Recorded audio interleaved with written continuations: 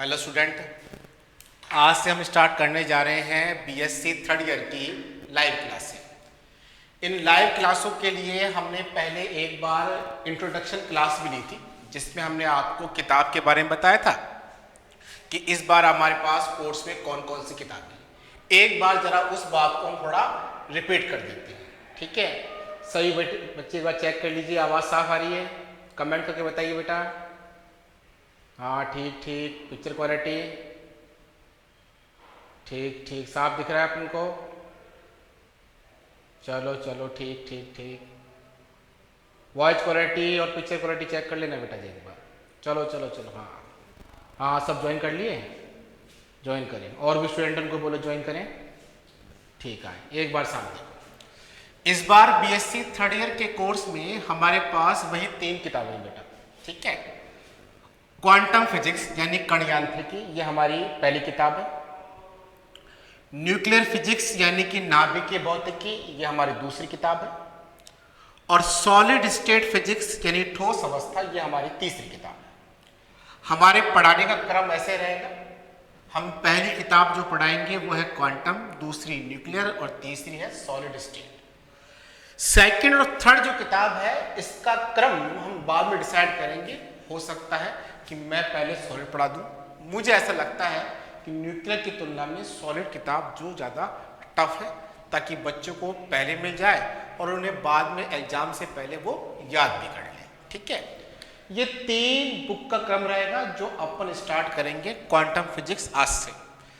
हर किताब में चैप्टर का नाम और उस चैप्टर के बारे में जानकारी हम अलग से नहीं दे रहे हैं, उस चैप्टर के स्टार्ट होने पर ही देंगे, ताकि कोई अदर यूनिवर्सिटी का बच्चा है वो भी उस चैप्टर के साथ अपना सिलेबस मैच करके और देख सके, ठीक है बेटा। बुक्स की बात आती है तो कॉलेज बुक हाउस की किताब यही है। जेपीएच की भी ला सकते हो, कोई दिक्कत नहीं, ये भी अच्छी किताब है, ऐसा नहीं है कि किताब ये बेटर है। पर एक लैंग्वेज प्रॉब्लम की बात करूं तो मुझे लैंग्वेज सिंपल में ये थोड़ी सही लगती है।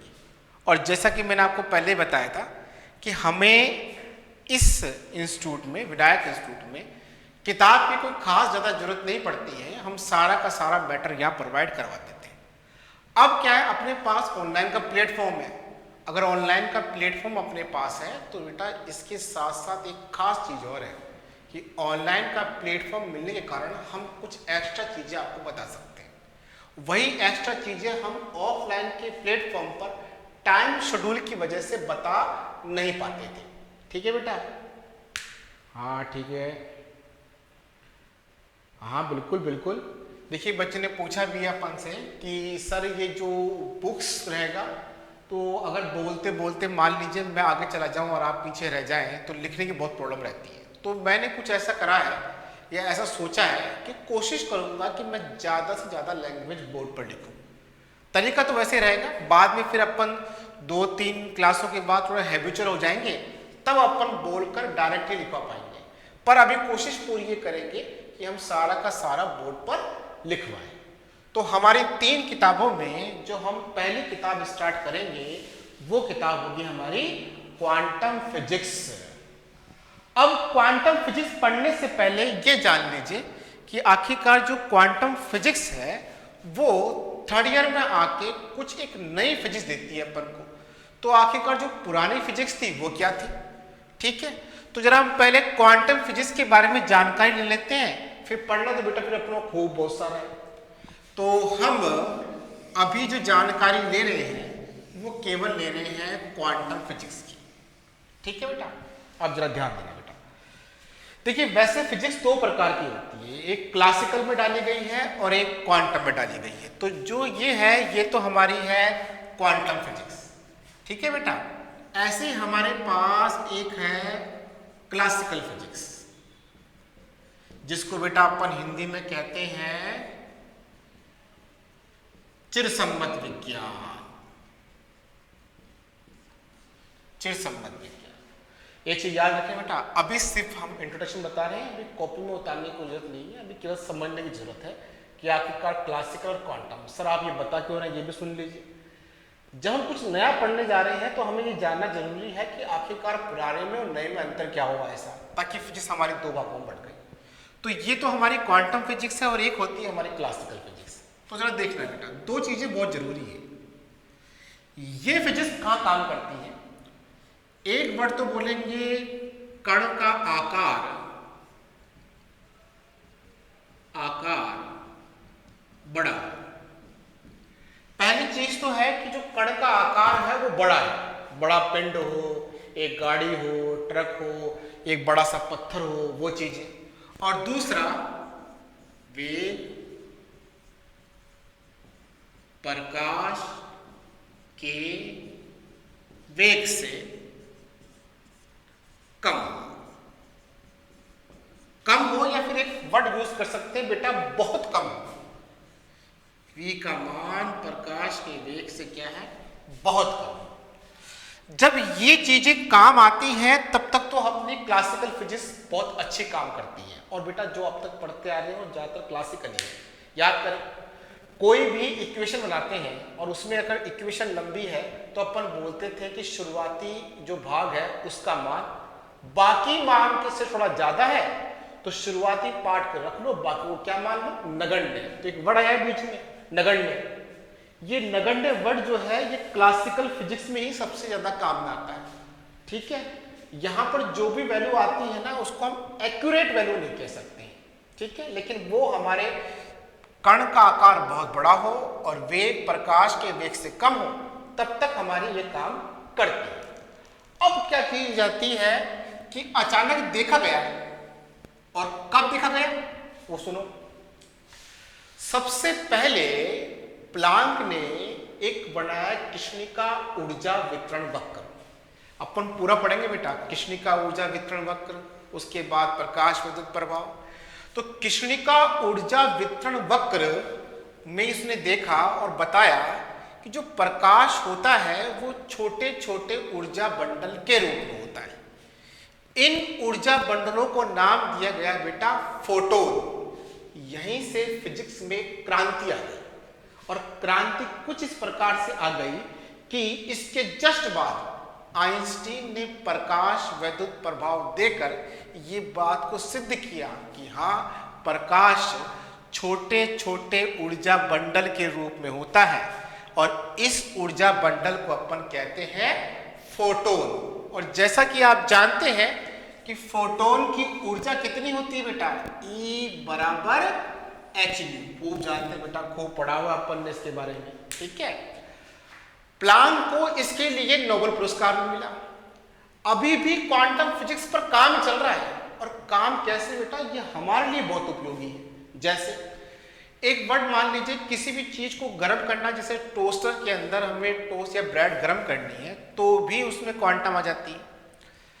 आज हम मोबाइल से एक दूसरे से बात कर रहे हैं, वो बिना क्वांटम के पॉसिबल नहीं था। यहां तक कि हमारी गाड़ियों में जब हम एक स्थान से दूसरे स्थान पर जाते हैं, जैसे उबर है, इनमें बैठते हैं तो वहां एक जीपीएस सिस्टम लगा रहता है, ग्लोबल पोजीशन सिस्टम, वो भी क्वांटम की ही देन है। तो इतनी बहुत सारी चीजें हैं जो क्वांटम फिजिक्स आने के बाद कुछ नया हुआ है, और इतनी अच्छी जानकारी मिली है ताकि हम और चीजें, आपने देखा होगा कहां पर एक टीवी पहले एक बड़े आकार में आता था, सर्किट इतना बड़ा होता था, डब्बे टाइप होता था, आज वही एक एलईडी के रूप में पतला सा आता है। ये भी क्वांटम की ही देन है। तो ये सारी चीजें क्वांटम के द्वारा दी गई, पर आखिरकार क्वांटम आई कहां? उन दो कारणों से। पहली चीज देखना बेटा, कण का आकार, कण का आकार बहुत छोटा, बहुत छोटा। और कण का आकार बेटा जी बहुत छोटा, सर क्या मतलब? सब एटॉमिक पार्टिकल। क्या मतलब सर जी? इलेक्ट्रॉन है, प्रोटॉन है, न्यूट्रॉन है, खुद परमाणु है। अगर आकार बहुत छोटा हो जाता है तो पता लगता है कि भौतिकी के कुछ नियम यानी गति के नियम उन पर काम नहीं करते हैं, तो फिर हमें एक क्वांटम फिजिक्स की आवश्यकता हो जाती है। और दूसरी चीज, वेग प्रकाश के वेग के लगभग बराबर हो, लगभग बराबर हो। वेग है वो लगभग बराबर, बता भी देते हैं बेटा एक बार, v का मान लगभग c। अरे क्या मतलब, जैसे देखो ना अपन ऐसे लिख देते हैं ना 0.9c, तो वेग प्रकाश के वेग के क्या हो गया, लगभग बराबर। और ऐसी चीजें आ जाती हैं तो पता लगता है कि क्लासिकल ने काम करना ही बंद कर दिया, तो हमारे पास क्वांटम फिजिक्स आ जाती है। तो जो हम बीएससी थर्ड ईयर में पढ़ेंगे बेटा, वो केवल पढ़ेंगे कि क्लासिकल से क्वांटम में आने के लिए कौन कौन से प्रयोग हुए, फिर क्वांटम फिजिक्स ने कुछ ऑपरेटर बनाए, उनके बारे में बात करेंगे। भाई ऑपरेटर का मतलब, जैसे मान लीजिए एक बड़ी संख्या को आप छोटे छोटे बराबर भागों में तोड़ना है, तो आप लोग क्या करते हैं, अवकलन की क्रिया का यूज कर लेते हैं। या फिर छोटी छोटी राशियों को आपस में जोड़ना है तो आप समाकलन का यूज कर लेते हैं। तो वो अवकलन समाकलन क्या है, एक ऑपरेटर है, संकारक। तो इन्हीं चीजों को हम धीरे धीरे आगे पढ़ेंगे और साथ साथ और चीज जानेंगे, स्पेक्ट्रम। ये बहुत जरूरी चीज है। कारण क्यों, क्योंकि स्पेक्ट्रम जो है वो हमें सब एटॉमिक, इलेक्ट्रॉन, प्रोटॉन, न्यूट्रॉन, इन सब की भी जानकारी देता है। तो बेटा जी हमारे पास दो चीजें हैं, एक तो क्लासिकल, तो यूनिट फर्स्ट के अंदर जो हम पढ़ेंगे वो क्लासिकल से क्वांटम में कैसे आ गए, दो चार प्रयोग पढ़ेंगे, कृष्णिका ऊर्जा वितरण वक्र, प्रकाश विद्युत प्रभाव, कॉम्पटन प्रभाव, ये सब चीजें जो हैं वो अपन पहली यूनिट में पढ़ेंगे। फिर आती है अगली यूनिट में थोड़ा और बड़ा, श्रोडिंगर इक्वेशन। श्रोडिंगर इक्वेशन की जानकारी से हम बहुत चीजें निकाल सकते हैं।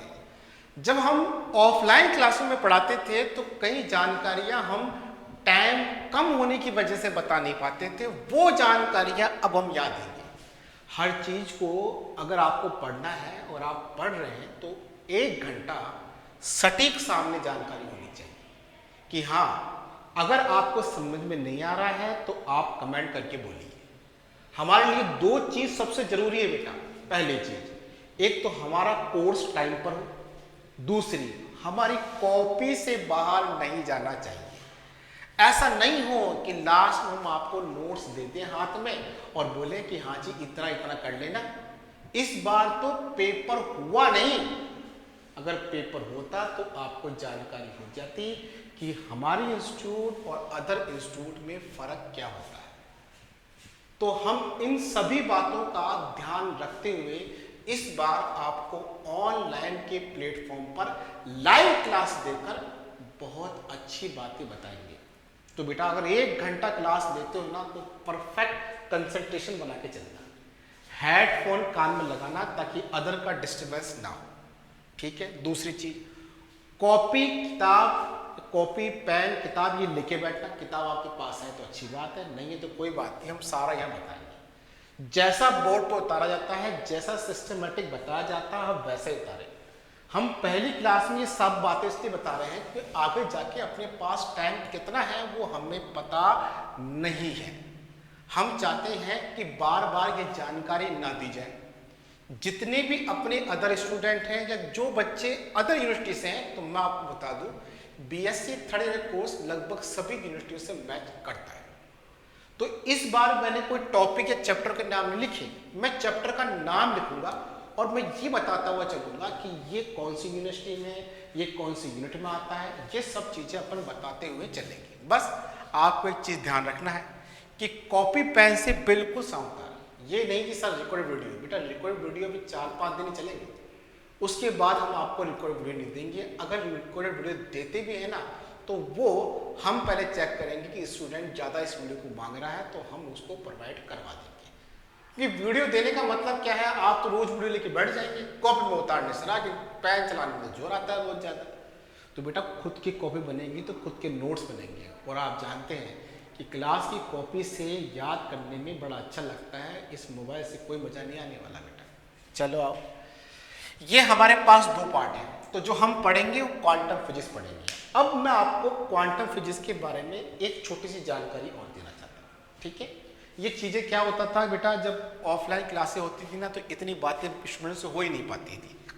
कारण क्या, आते सब चलो चैप्टर स्टार्ट कराओ, तो अब अदर यूनिवर्सिटी के बच्चे भी हैं तो वो भी क्वांटम के बारे में और अच्छी जानकारी लेंगे।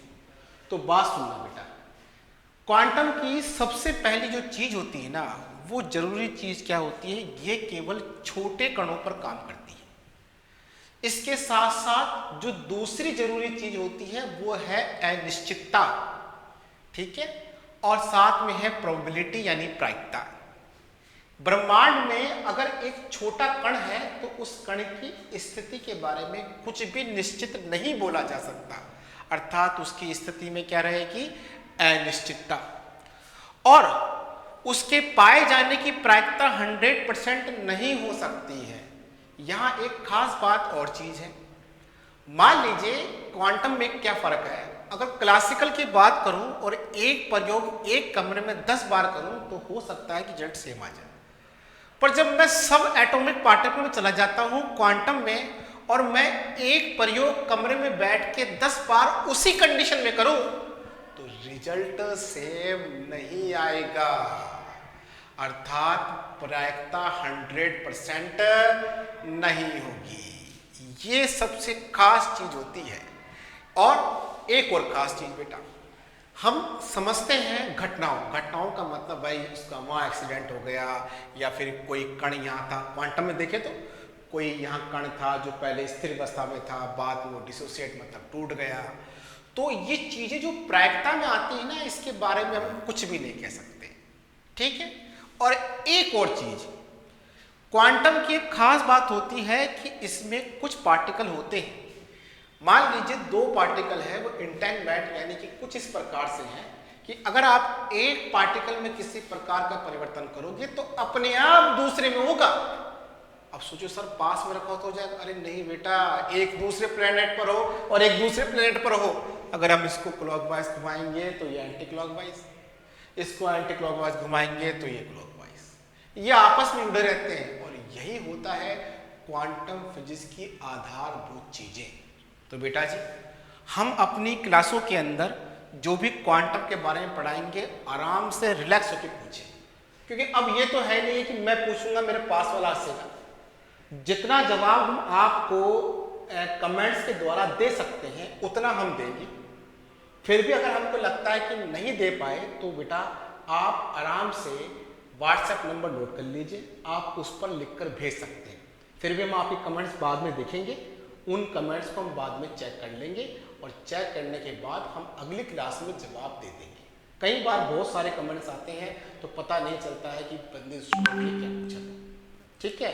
तो बेटा हमारे लिए जो कल से हम स्टार्ट करेंगे क्वांटम फिजिक्स, और इस क्वांटम फिजिक्स के अंदर हम कल से पहली यूनिट स्टार्ट करेंगे। तो ये हमारा एक हल्का सा बेसिक था। और क्वांटम में जो भी शुरुआती पढ़ेंगे वो हमारा एक ये है कि आखिरकार क्लासिकल में कुछ ऐसा क्या हुआ कि हमको क्वांटम में जाना पड़ा। तो बेटा जी सब स्टूडेंट कल वही टाइम अपना रहेगा 3rd ईयर का 9:30 बजे। 9:30 बजे के बाद 10 मिनट थोड़ा सा स्टूडेंट जुड़ने में टाइम लग जाता है। उसके बाद वही कॉपी पेन लेके बैठना, जैसा बोर्ड पे उतारता हूँ जैसा मुँह से बोलता हूँ। अगर आप पीछे रह जाते हैं तो एक कमेंट्स कर दें कि सर आप पीछे रह गए, रिपीट कर दीजिए। कोशिश करेंगे पूरा रिपीट करें। और एक चीज़ दिमाग में रखिएगा, कोर्स हमें टाइम पर करवाना है। जितना हम ये नहीं कह सकते कि अगला एग्ज़ाम मार्च में होगा या मार्च के बाद, हम तो ये मान के चलते हैं कि अगला एग्ज़ाम मार्च में ही होगा, लेकिन हमें लगता है कि एग्ज़ाम आगे खसकेगा, लेकिन हमें कोर्स मार्च के हिसाब से ही करवाना है। कोई लेट नहीं है बेटा, आप जानते हैं यहाँ 10 के 10 क्वेश्चन करवाए जाएंगे और साथ साथ आपको एक चीज़ की एश्योरिटी और देते हैं कि जितना पार्ट आपको यहाँ करवाया जाएगा आप किसी से भी मैच करिए, आपको एक बार लगेगा हाँ जी कॉपी में कुछ करवाया है। फालतू बहुत सारा लिखने से कोई मतलब नहीं है। मतलब ये होता है कि हमारी कॉपी में टॉपिक सारे पूरे हों। अगर हम एक ही टॉपिक को लंबा खींच के चलें, उसको पूरा ही फाड़ दें यार, समझा दें, मजा आ गया, पर पता क्या लगा यार कि 10 घंटे तो उस टॉपिक में निकाल दिए, जबकि उसमें इतना कुछ था नहीं।